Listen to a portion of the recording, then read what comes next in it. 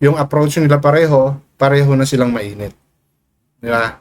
Katulad ng sinasabi ko, si Inday Okray, naka-base lang sa level ng inis at saya mo. Kung naiinis ka, maiinis siya. Kung masaya ka, masaya siya. No? While Nanay Ansing, ba? No? Feeling niya, na-happy siya.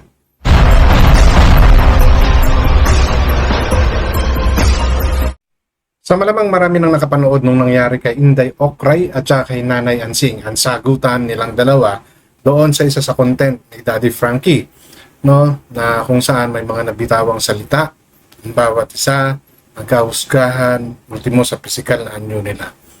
And because of this, there are mixed emotions, mixed comments na aking nabasa dito sa live na, ay sa content na to ni Daddy Frankie, at iba-ibang reaction at iba-ibang mga opinion na siya po nating bibigyan ng sarili nating opinion, no? Kung ano po ba ang nangyari or ano po ba yung tama at mali sa mga naging asal ng mga taong involved, no, sa naging palitan ng maaanghang na salita between Nanay Ansing at Inday Okray, na tayo naman pong lahat ay nakakakilala kung sino si Inday Okray, no, dito sa community ni Daddy Frankie. Siya rin po siyang vlogger, sponsors at reactor, no, ng mga naging content ni Daddy Frankie.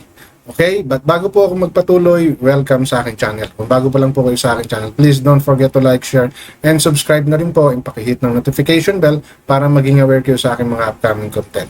Any comment, suggestion, recommendation, leave it on our comment section. Issue lang po tayo, walang personalan. At lagi po kayo mag-fact check, ha, para hindi po kayo mapagsabihang fake news.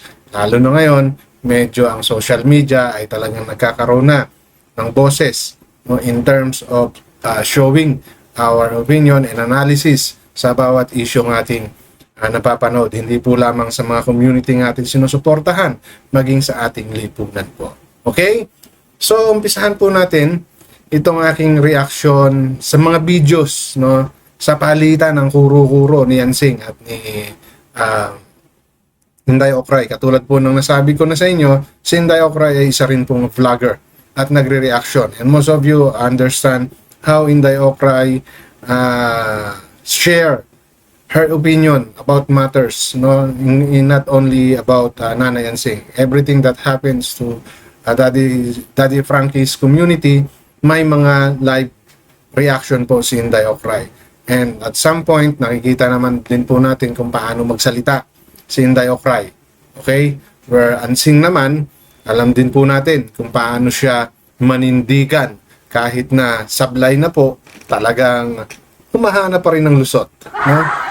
We've seen that, no, sa ilang vlog ni Daddy Frankie. Marami na ngang nainis sa kanya, marami na rin napikon sa mga pamamaraan niya, no, kung paano siya magpaliwanag, kung paano niya sagutin si Daddy Frankie, no? At tayo rin po mismo, ako po mismo, hindi ko rin po nagugustuhan yung ibang pananalita ni Ansing, lalo na kay Daddy Frankie, diba? Na alam naman natin na ang tanging hangarin ay mapaayos yung buhay ni Oliver, no? Pero wag din po natin kakalimutan na despite ng pagiging puso, magulang, o diskarte ni Nanay Ansing, wag po nating aalisin na kahit papano, no, may kakulangan po siya sa pagbigay ng kuro-kuro sa mga bagay na nangyayari. Oo, may diskarte siya, no? Pero yung diskarte niya po ay nakabase lamang sa kung ano yung mararamdaman niya. Hindi po siya nagbibigay ng sustansya sa ibang sinasabi ng mga taong nakapaligid niya sa kanya at considerations. No, yun lang po yung tingin ko kay Nanay Ansing. No, it's all about what she can gain out of what is happening. Ganun po si Nanay Ansing, eh. No? May samang tao na po po siya para maituring na ganun. Hindi pa naman kasamaan. nasa medyo pa lamang naman si Nanay Ansing. Kumbaga, kailangan lang gabayan, pangaralan, at ipaliwanag sa kanya yung mga bagay-bagay na kanyang ginagawa at naririnig. So, kung ganun, bakit si Daddy Frankie napuno? Diba? Maaaring itanong niyo yun. Ganun naman yung ginawa sa kanya, eh. Inunawa siya ni Daddy Frankie. On that point po, no?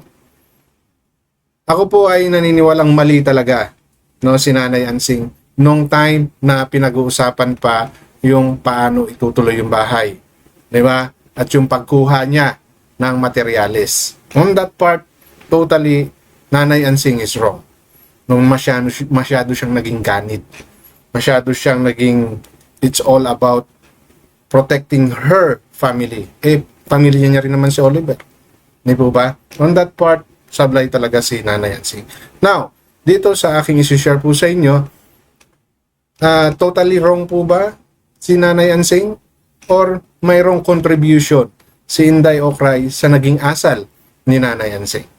So, allow me to play portion of the video at bigyan po natin ng reaction kung ano po yung mga nasabit na pag-usapan ng dalawa. And even, Daddy Frankie, ano? So, ito na po. Andito si pakilala ko si Ma'am Inday Okray. Inday Okray.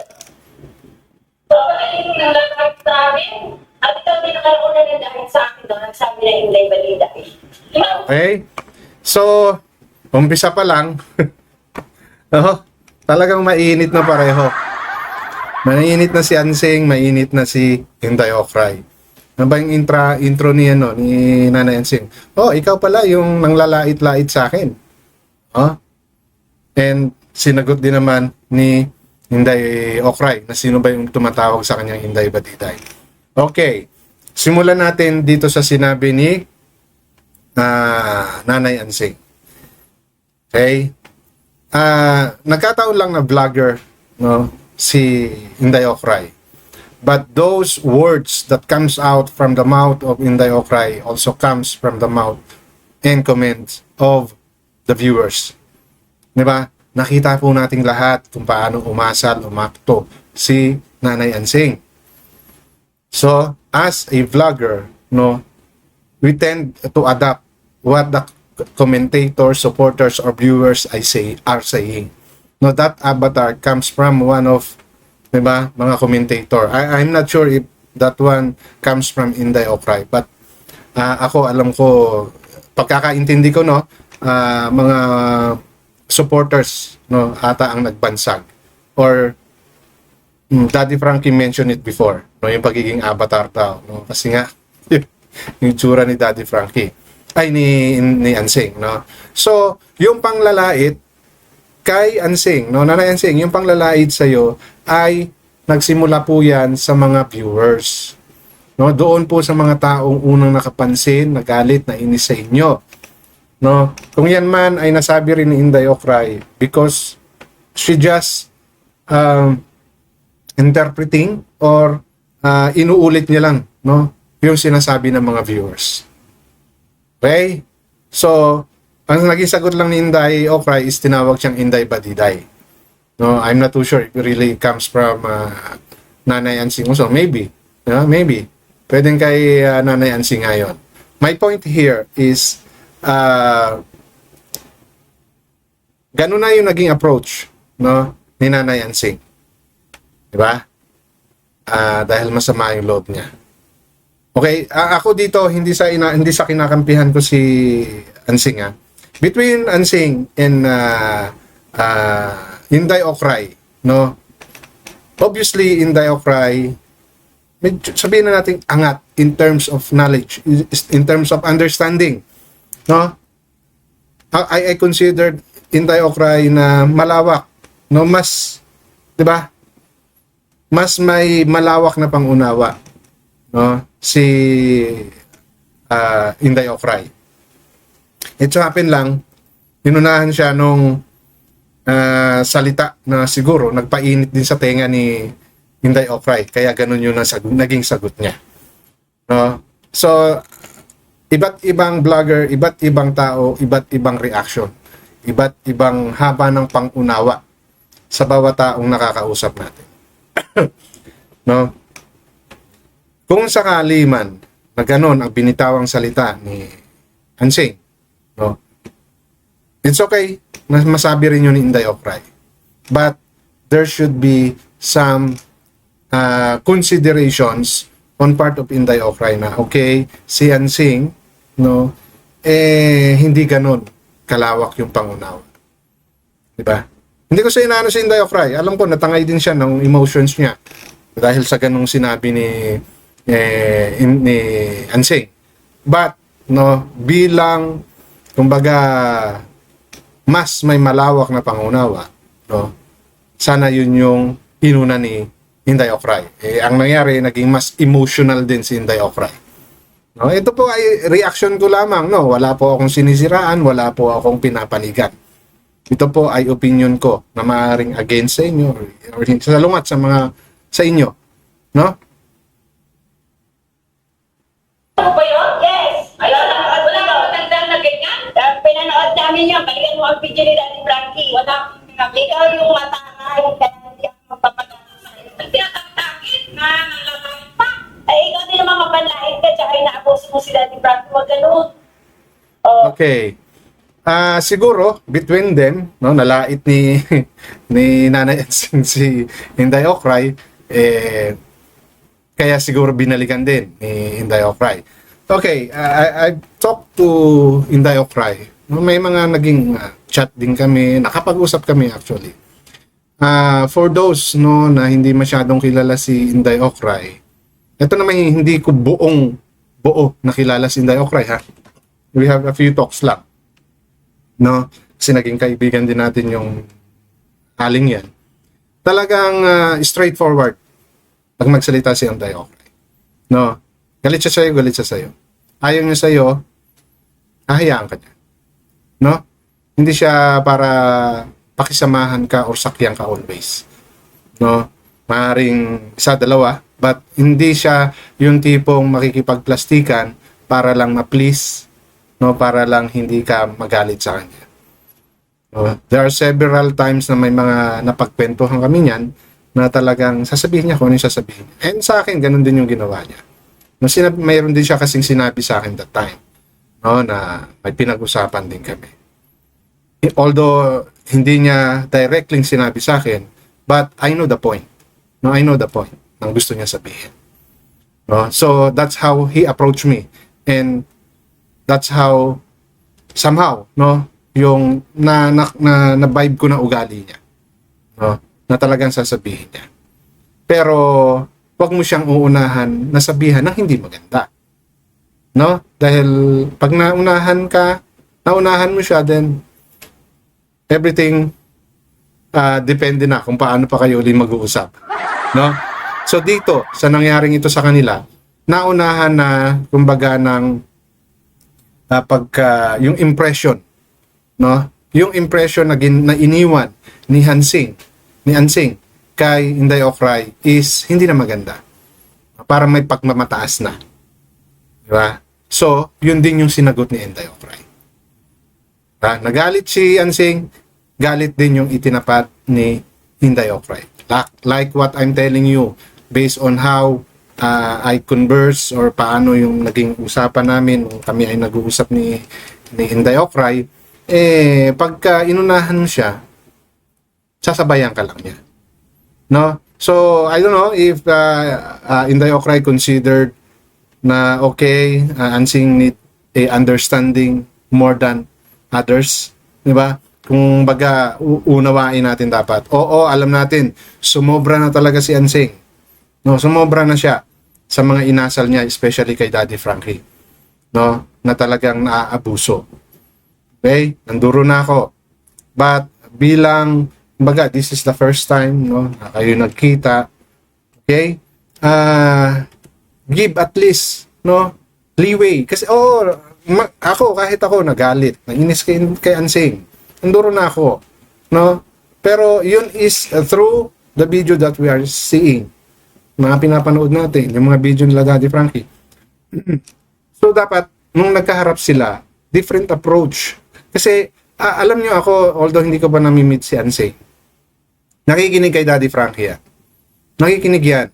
Ang problema sa kanya is, no, if she saw opportunity,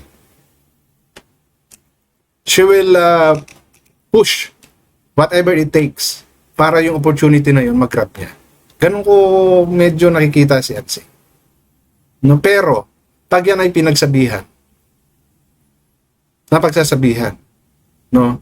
Yun nga lang, talagang medyo may sariling diskarte si Ansing na hindi na maganda.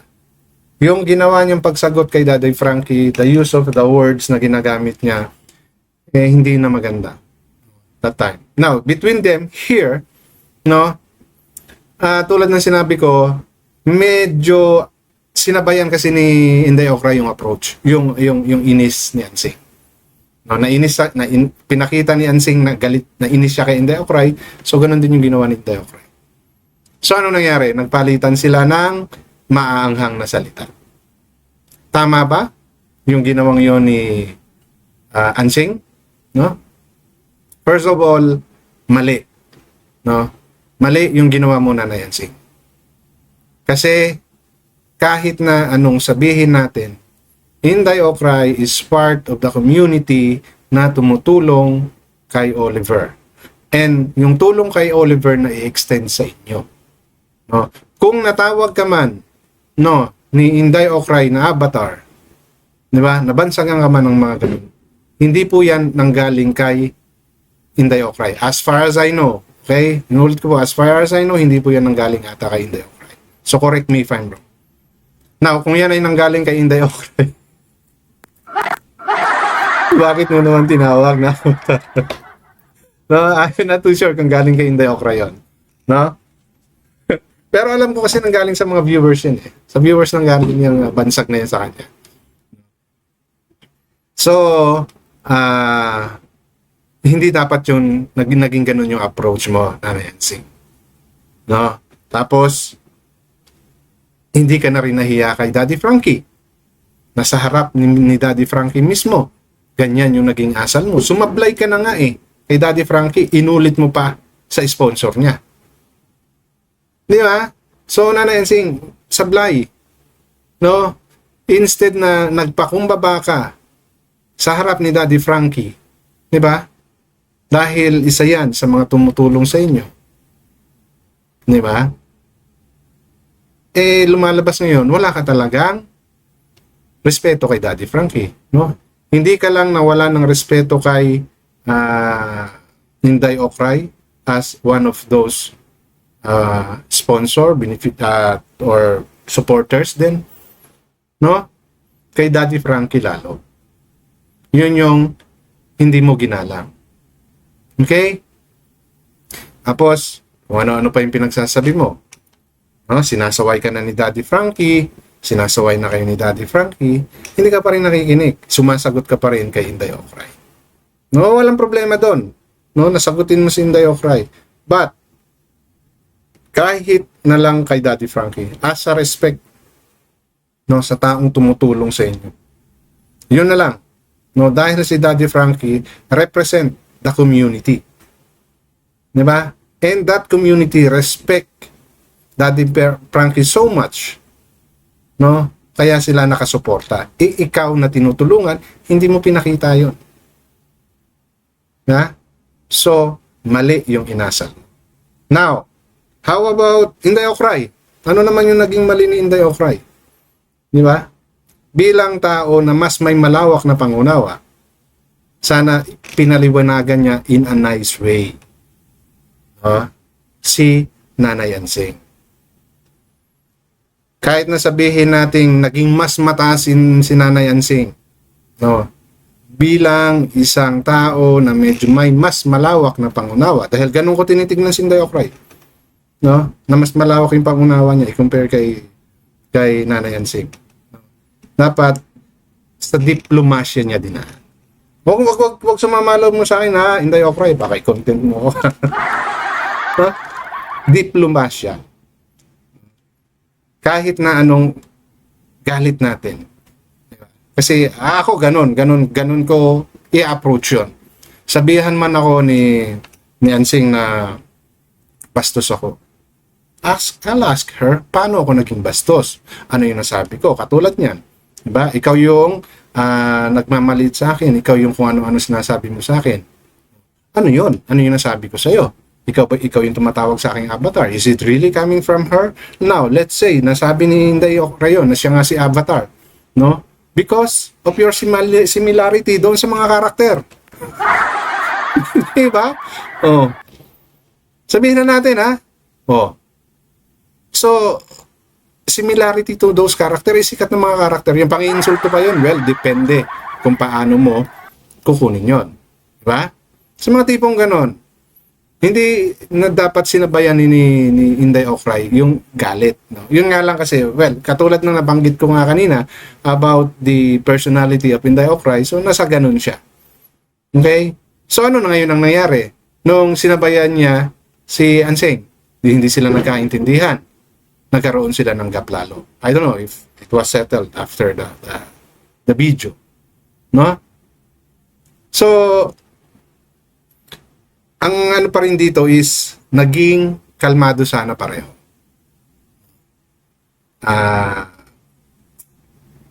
Although nandoon sila Daddy Frankie to mediate para mamagitan, no? Nasabi na yung mga hindi magagandang salita. So ano nangyari ngayon sa comment section? Mix ang naging opinion, no, ng bawat isa. So allow me to share some portion of that comment. So ito po, ilan sa mga naging comment ng viewers, no? I don't know kung alin yung mas una rito. Well, may mga comment na okay, so ito po, no? Sabi, sobra na po si Nanay Anseng, no? Kahit ako gigil, nakahanap ng katapat. Okay? So, yung mga saloobin ninyong, marami talaga. I'm one of those na hindi ko talaga nagustuhan, especially nung sinagot nyo ng hindi maganda si Daddy Frankie. No? But, sabi ko nga, iba na dapat yung magiging approach mo sa taong pagkaharap mo na yung tao. Kasi on that point, talagang mali. No? Ngayon, dito sa paghaharap ni Okray at saka ni Anseng, tulad ng sinasabi ko, hindi naging maganda yung simula nila. No? Meron talagang init na, may bugso na ng damdamin yung bawat isa. Di ba? Kaya ganun yung nangyari sa kanila.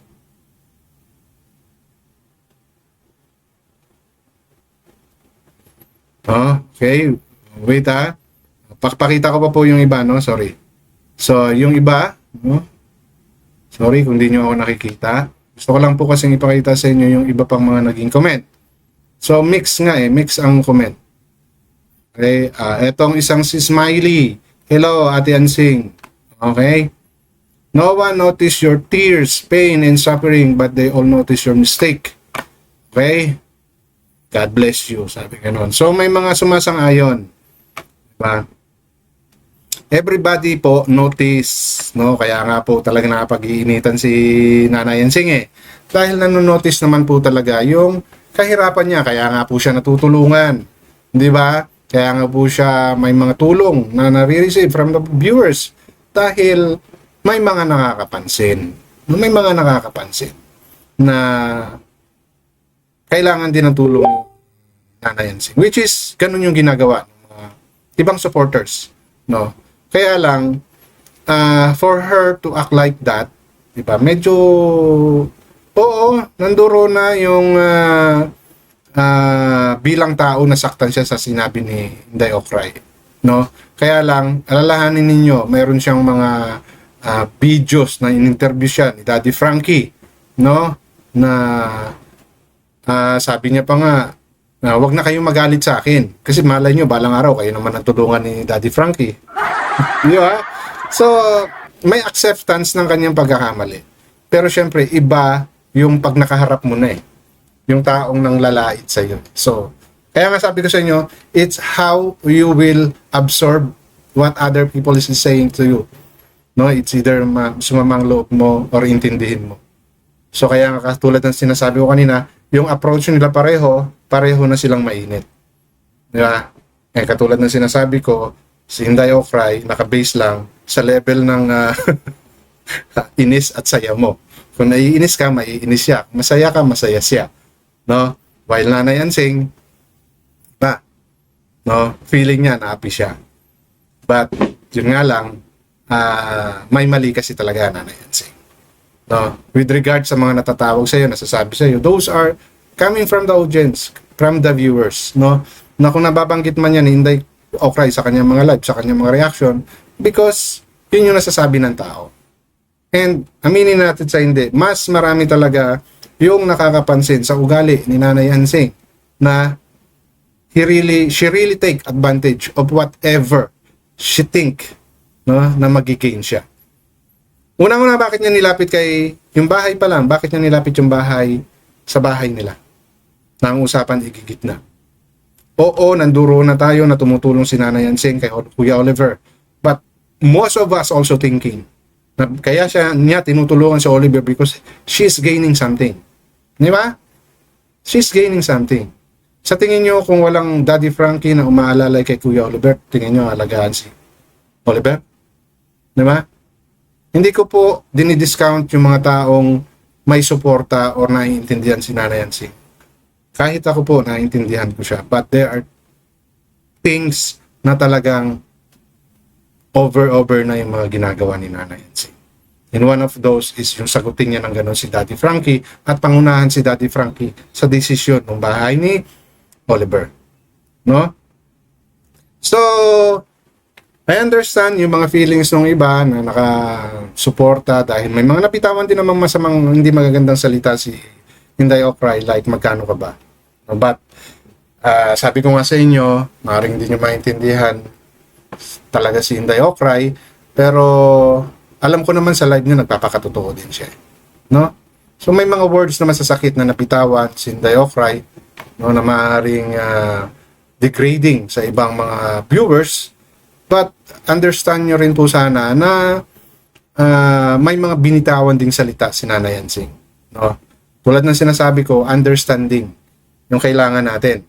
Now, if your emotion, di ba, is higher, no, is getting over your logical reasoning, well, hindi na tayo nakakapag-isip ng maayos. Okay? So, sa mga taong medyo galit kay Nanay Hansing, understandable po yan. No? At doon naman sa medyo nayabangan kay Inday Okray, no? Naglalay po siya. Pwede nyo po siyang i-message or pwede nyo po siyang questionin doon sa inyong mga napansin. No? Malamang naman siguro sasagutin niya kayo. No? Tulad ng sinasabi ko, from the beginning of their conversation, hindi na po maganda. Medyo ma-airy yung approach ni Hansing, sinabayan ni Inday Okray. End up, nagbangayan sila. Nagka-insultuhan pa nga na nauwi sa magkano ka ba? At demanda mo. Okay? So, yan po ay opinion ko lamang na nakabase sa mga ating narinig, nangyari. At sa inyong mga comment na rin po. No, wala po akong pinapanigan. Ang akin po rito ay opinion na nakabase sa kung ano yung ating napanood, narinig at nakita. So, issue lang po tayo. Walang personalan. At lagi po kayo mag-fact check para hindi po kayo magsasabihan fake news. Hanggang dito na lamang. Maraming salamat.